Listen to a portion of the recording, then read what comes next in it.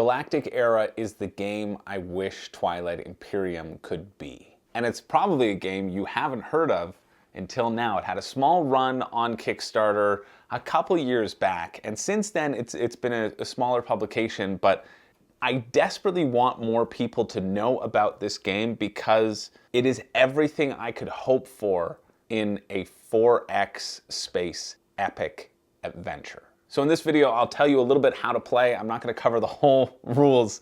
I'm not going to cover everything, but I'm going to give you a sense of how the game plays, what are the exciting parts of it, why I think it's better in almost every aspect than Twilight Imperium, and then of course some meaningful critiques as I try to get the right game into the right hands all the time. That's what I'm doing. I'm just trying to get you to have fun, okay? And it is no secret that I'm not a fan of Twilight Imperium. I went into Twilight Imperium with super high expectations, and it did not meet those expectations. And so I put out a review on Twilight Imperium explaining my gripes with the game and why I do not buy into its status as a great board game. And the designer of this game, Channing Jones, he reached out to me and said, hey, listen, I watched your Twilight Imperium review. I also had similar criticisms, and so I made a game that I hope fixes all of those criticisms. So naturally, I was very excited and intrigued to try this one out, and I am so happy that I can say that it did do exactly that for me. But before I get into all of that, let's talk about how the actual game plays. This game very much falls into that 4X category. The 4X is of course standing for expand, expanding your reach across the galaxy. Exploit, exploiting the people on the planet so that you can grow your own resources. Exterminate, fighting and targeting other people around the table. And the fourth one, don't expect me to never not have to look up what the fourth X is. I still don't know. Expand, exploit, exterminate, explore. That's usually the one I remember. So the game board is going to be broken up into these large sector hexes. It's going to have a number of information on it. You will put them out with a middle sector, just randomly, like Mechatol Rex, but better, into the center of the galaxy, and then you'll build, depending upon the number of players, you'll build around that. Already there's a great way of setting up for a number of players other than 6, because if you have that, you're just going to include wormholes so that the large gaps in the board aren't that large, and so everyone is basically adjacent to each other. Because adjacency matters, both for trading purposes and for attacking purposes. Diplomatic and aggressive purposes. Like that guy in Lethal Weapon. Diplomatic immunity! Already this starts the game off with a bang because each player gets their own unique sector which they're going to have to navigate and be able to access before anybody else, but they also get a starting bonus based upon the star in the middle. And yes, all of the planets are referred to as stars, which I desperately hate because they're clearly planets. They're called Mars, but I'm just going to assume that's a translation issue and not gripe on it until I gripe on it again. So you get an extra bonus, which also helps start you off on a neat foot. The game is going to take place over 4 rounds. Throughout those 4 rounds, there'll be a number of different objectives or points that you can get depending upon this galactic story. There are 4 galactic stories that can choose from. They help guide the game a little bit in terms of what actions you're going to want to prioritize because you get additional points for them. They may not be the optimal actions at that time though, so you have to weigh, should I take the points now or set myself up for potentially larger points in the future. I do love these though because in general, in the first couple rounds, they focus on specific actions. At the end, they focus upon specializations on the tech tree because each player will also have a tech tree that they can go up throughout the game. And the bonuses on this tech tree feel so fun, and you are never going to be able to capitalize on all of them. In the last game we played, I specifically picked a race which allowed me to jump forward on the tech trees a little bit easier than others, but then of course I had to stay on the side of good, because if you'll look again at the galactic story, you'll see that it's broken down into these blue sections and then these red sections. The blue sections give you additional incentive to stay on the side of good, or what the game refers to as service to others, and the red sections give you a benefit of staying on the side of evil or service to yourself. Because each one of the 17 different star people characters that you can be, the classes of character that you can be, they have a good side, but they also have an evil side with a completely different power. Generally a completely different power. Sometimes it's the same, but often it's a different power, which is usually reflected thematically as the antithesis of the ability. One of the characters that I played, the dogs, here we go, the Canonoids, that I picked specifically for the pictures, on their good side, whenever they trade with someone, they both get 2 points. They benefit that. On their bad side, they can force people to trade with them whether they like it or not. And what side you are has a huge impact on your game. You get to choose which one you want to start on, light or dark, and then throughout the game you also can switch that alignment, but it comes at the cost of one of your actions. You can see that there is a lot to this game, and almost all of it is great. Those are the basic bits, the exciting bits that you can know, that you need to know, and that will play a factor in your strategy. Your character class, what they do, your technology track, and how you want to accelerate that, specializing in military or spirituality so you can survey the board in a different way. Propulsion, so that you can move a little bit more effectively across the galaxy. If you max out your propulsion, you can teleport anywhere you want. And oh, that was clutch in my last game. Robotics, so you can spew out ships, or genetics, so that you can really forcefully grow your population, or effectively grow your population more than the other players. So let's go over the general turn structure. Combine that with the galactic story points that you're going to be getting and the different sort of galactic goals. You'll pick one for the game, and there's a chart at the back. There's a chart at the back for all of this.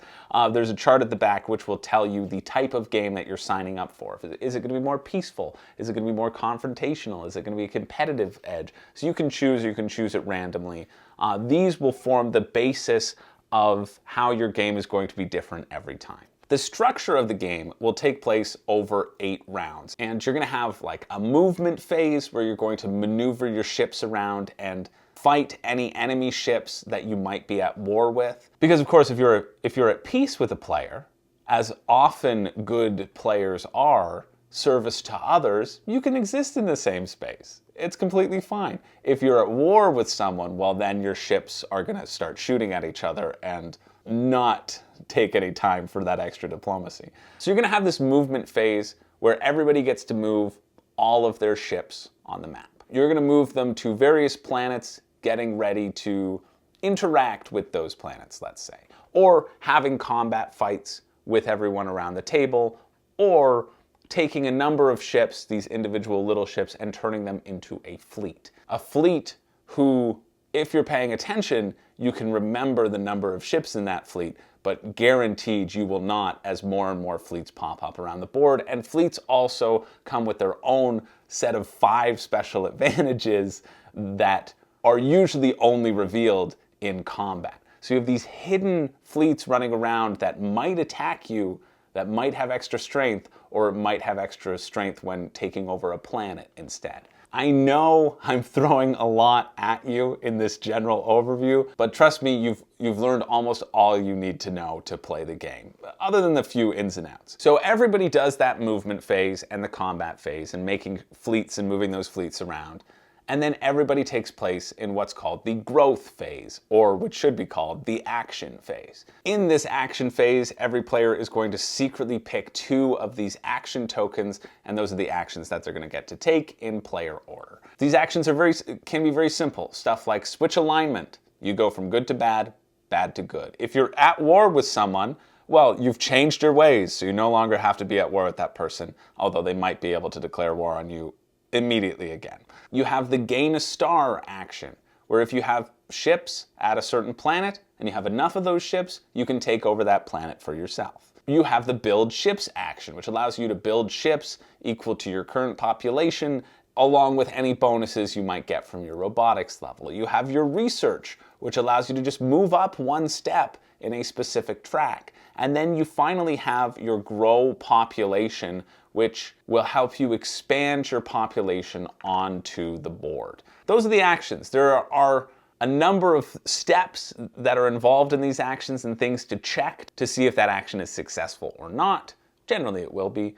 Or to see the efficacy of those actions. I'm thinking specifically with the grow population. But that's it. You pick 2 of those. Everybody does that. You move on to the trading phase, where anyone who is in contact, they can agree to trade technology. So any technology track that you're higher on than someone else, you can exchange that knowledge with them in exchange for something from their tech tree, and you both get to move up on these tech trees, which, as I mentioned before, are really fun and interesting. And then finally, you have the scoring phase for that round, where you just basically get points if you did the things that are associated with that round. On here, you can see in the rounds 1 and 2, if you're on the good side, you get 1 point. And for rounds 3 to 6, if you're on the bad side, you're going to get 1 point. If you're at war with someone, you're going to get 1 point. That's how the game encourages you to seek out peace or seek out war at certain times of the narration of this epic galactic scope,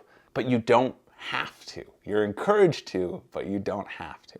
You do that for 8 rounds. The person with the most points at the end of the game wins. And again, you get your points mainly from this, from your special galactic goal. At the end of the game, you also gain points, 4 points per sector where you have the most ships. And then finally, you gain points equal to your spot on the population track. This population track is covered with discs, and every time you put population onto a board, not only does your ability to build more ships go up, your points will go up at the end. You can see if you max out to this track, you're worth 60 points. And having played games where the final score usually ended in like 80 to 94 points, that's not an insignificant portion of the game. Although the last game that I played was a 3-player game with myself, Zach, and our friend Colin.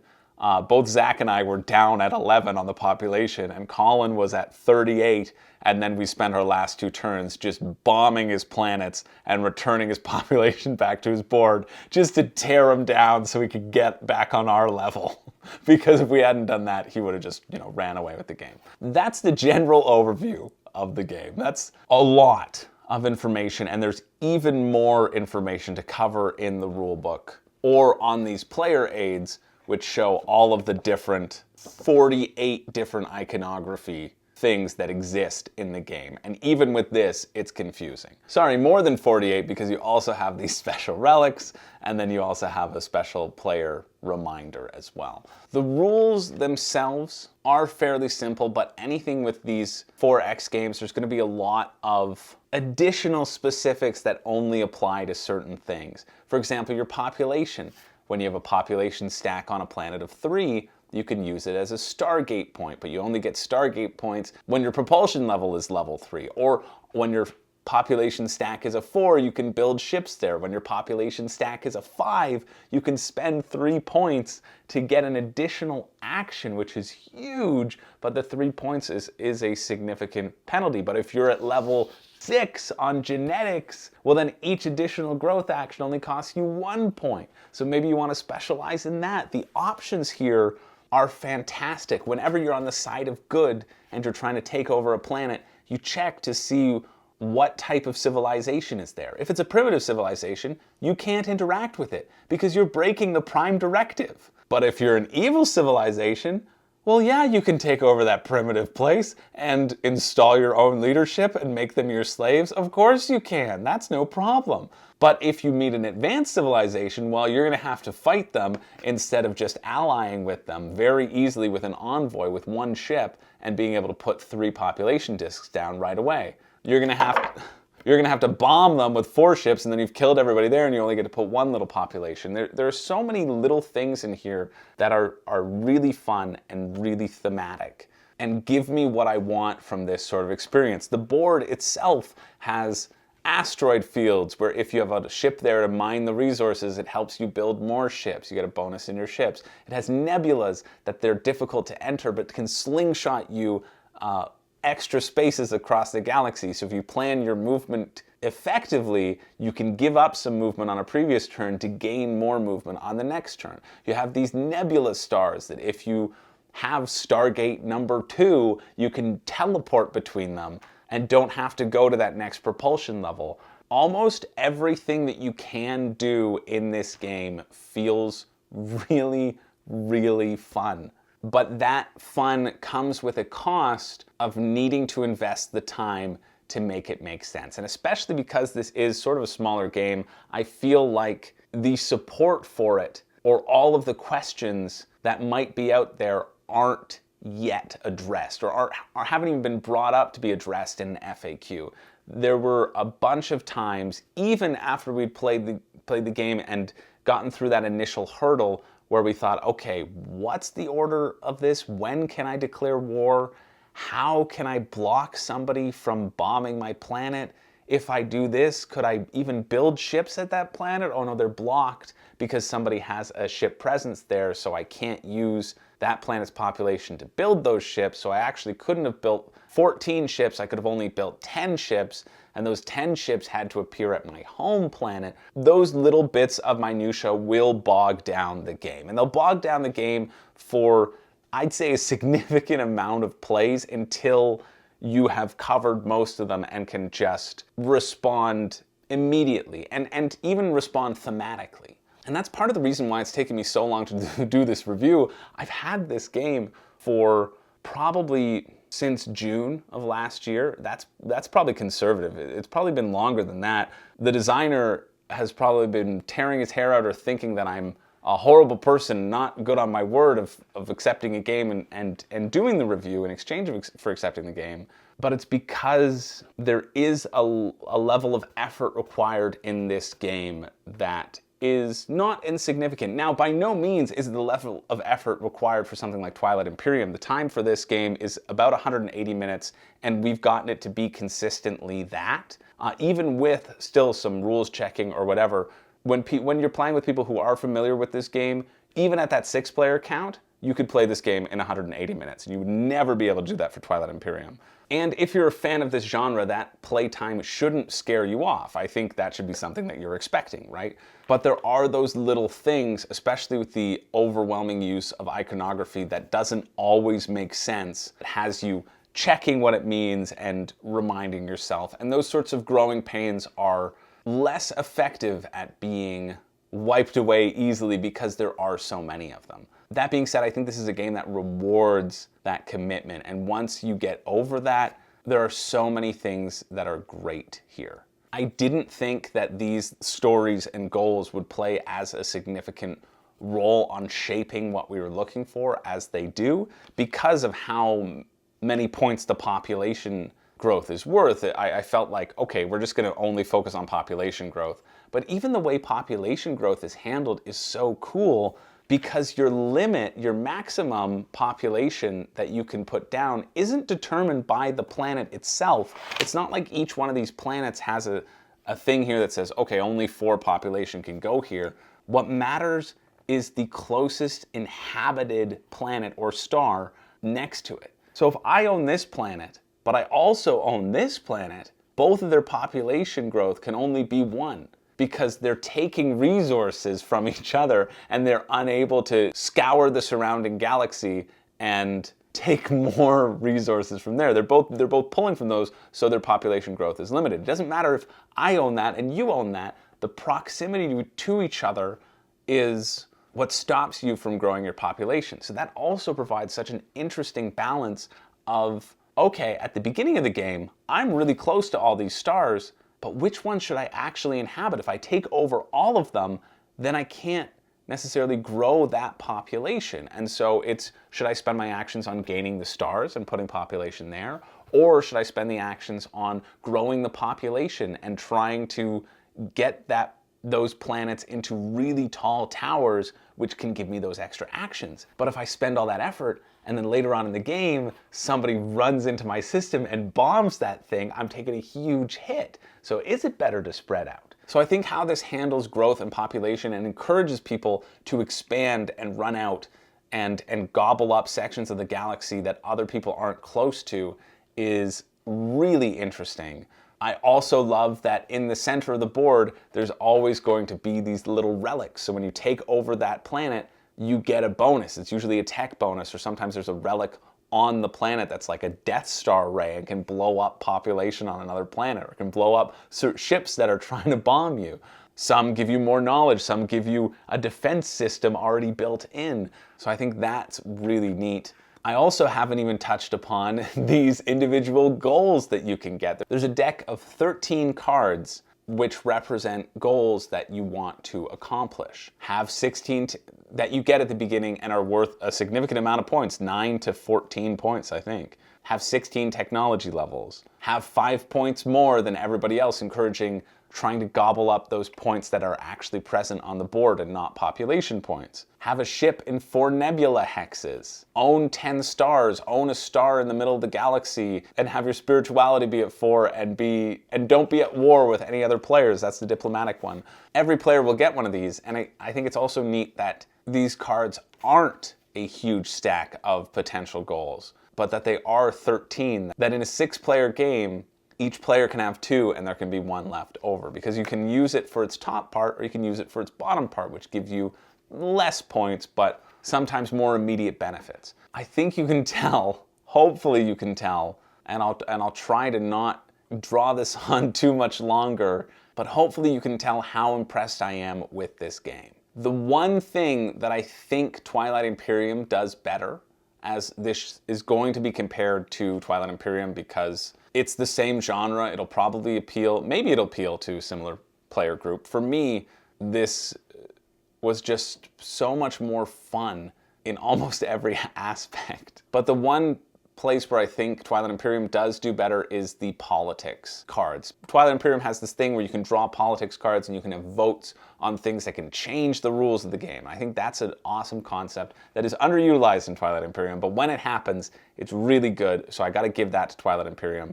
But I think the way this handles the battles, the ships, the differences in ships. In Twilight Imperium, you get differences in ships by these specific units. Here, you get differences in ships by the specific fleets. I love that you really early on lose track of the strength of the fleets, because you can put little dummy chips into the fleet so it can look like it's a very big fleet, but really there's only one person with a bunch of crash test dummies behind him saying, "I hope nobody fights me, I'm just on a scouting mission. Everyone stay away." I love the actions here because every action feels like something you want to take every turn, and you are limited to only 2. That makes it feel so significant when you get that extra one. That makes it feel so significant when you decide to switch alignment and access your other potentially game-breaking player power. I don't want to say game-breaking, but in the last game we played, Zach, when he was evil, he only needed 1 ship to destroy any planet. And we were petrified of him the whole game. So we kept on trying to shoot down his ships if they came close to our system. And it turns out that Zach's secret goal was to have just a whole bunch of ships. And so by us targeting his ships, he couldn't do his secret goal. And it was just so good. I also think that one of the incredible benefits about this game is that you can play something else in the night if you have a long game night, right? If you're getting together at 6 and going till 12, let's say. I'm trying to think of negatives here. Oftentimes the game will bog down at a certain point around turn 6. We've found pretty consistently the game slows down. Your first initial moves are kind of easy, but as people get more ships and more technologies and more decisions to make around the table, the game will get a little bit slower. And so if you are playing with a large group of people, I played this max at 5 and minimum at 3, although there are rules for solo and 2-player. I've enjoyed all player counts pretty much the same, but there is a little bit more downtime with more players than with smaller players. Also, the downside with more players is that there will be somebody who is on the other side of the galaxy that you don't really interact with that much, or you have to make a beeline for if you want to interact with them. So if you want to really feel like you can affect everybody, kind of gives me that 7 Wonders feel, in which case you can't do anything to the person across the table. That's not true. You can really go out and target them because the central sector is somewhere where everybody's going to want to be. But the galaxy is pretty large, and if you don't invest heavily into your propulsion tech and your movement abilities, the scope of what you can realistically reach is going to be a lot smaller. But I think that's by design. I can also say that I played this with people who are pretty big gamers and also just interested in games but don't play games that much, and all of them really loved their time, and all of them were actively excited to play it again. I was like, great, I need to play this more than once so I can review it. And they're like, yeah, when can we get together? When can we play Galactic Era? It is really solid. Now, that being said, I'll try to focus on more negatives. I'm trying to think of more negatives to say to be critical on both sides. The price point is expensive. It's around, I don't know what it is because it's not widely available retail. I think you can just purchase it from their web store. I'll put a link in the description of where you can get it. But because it was a smaller print run, it's naturally going to be a little bit more expensive now than it was on Kickstarter, as is often the case. And I personally wasn't blown away by the promise of extra ship miniatures. I got the modular ship miniature sort of expansion with this. The designer sent it to me. Had to send it to me twice, I think, because one of them got lost in the mail. But the ships are so small, and you're often not even using them. You're going to be putting them into fleets, into these little small chips with numbers on them that move around the galaxy, that you don't really need them. And when I think of minis, anytime somebody says a miniature, I think of larger, highly detailed miniatures, and these are certainly not that. It's not to say the production quality is poor, but the pieces are just small, and I wouldn't want them to be big because I like the size of the map. I don't want these to be bigger or else they wouldn't be able to fit onto the board, and I don't want the board to be bigger because it takes up enough space around the table as it is. But it's just something to note because I know a lot of people see minis and expect this large scale production quality, and you don't necessarily get that with this, but I think the production quality is pretty solid. I asked my friends what they would pay for it, Colin and Zach specifically. Zach has backed a lot of Kickstarters, and Colin, who has as well, both who deal with these sort of big box. For the experience that it gives you, I said, how much would you pay? And they said, oh yeah, the same as Twilight Imperium, the same as something like Nemesis, which for us in Canada was around $150, and I think that's where this is sitting at, although I have to double check. So it's not inexpensive by any means, and with that you should really know that you're gonna like the genre, but I have to say, I'm just so incredibly impressed with this game that if you like the 4X genre, you owe it to yourself to check this out.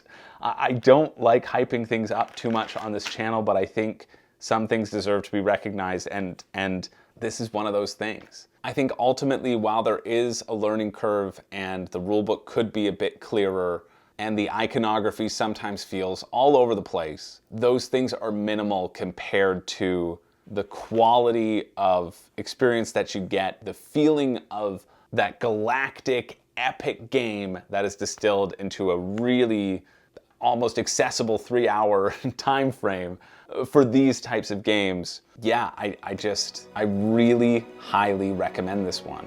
And so with that, I haven't done this in a long time, and it is early in the year to already be doing this. I only allow myself to push this golden buzzer 4 times a year to really elevate the cream of the crop, but honestly, Galactic Era, you deserve it.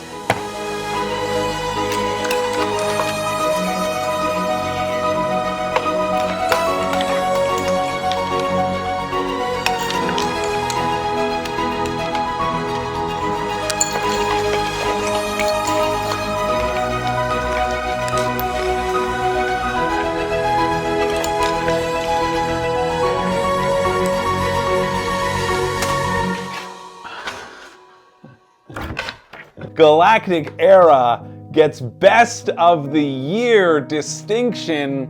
I don't do this lightly. I think this game is just something special, and I want to shout it off the rooftops. I've loved my plays of it, and I cannot recommend it enough. So, you're checking it out. Artie's checking out the mess that happened. He's excited. I'm excited. No, don't eat that.